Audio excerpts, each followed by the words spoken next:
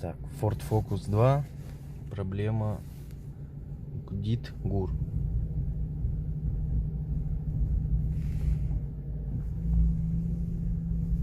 Слышно, да?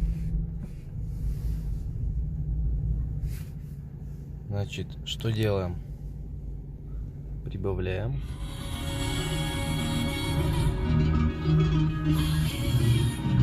Все, проблема решена.